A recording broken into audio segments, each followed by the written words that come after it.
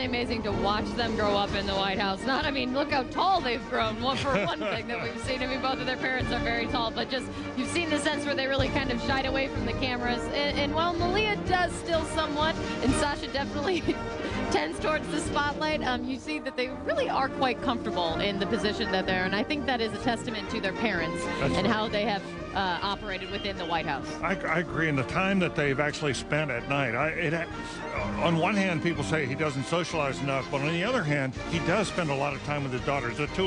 He and Michelle spend a lot of time with their daughters, and it's working. It seems to have a very good family.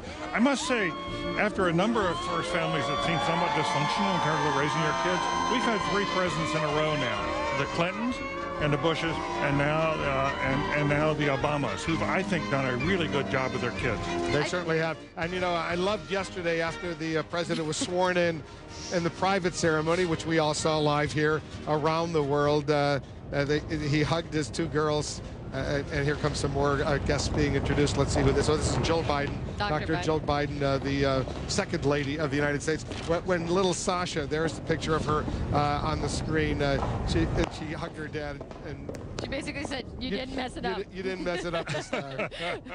How cute was that? Very good. I think we do see, I mean, we saw with the kids' inaugural concert this weekend, I do think we see a lot of influence that these 2 girls have had on their parents and kind of what their parents put their focus on, because let's also be honest, young people were a big reason why Barack Obama made it into the White House in the first place. That's right. And what we also know is that one of the things that's affected him emotionally the most over the last year was Sandy Hook. Yes. And it was the loss of those children, and relating it to his own daughters made a big, big difference in how he responded. And the whole effort now on gun control, I think, comes from that deep impact that Sandy Hook had upon him as a father.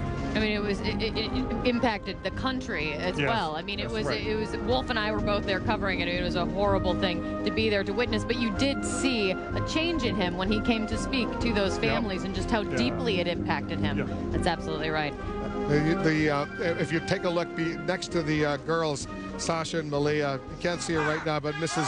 Marion Robinson, the mother-in-law of the president, she's played a really critical role in helping to raise these girls. She lives in the White House with the first family, and she's really been deeply involved in almost every aspect of their lives, and it's a nice thing to see.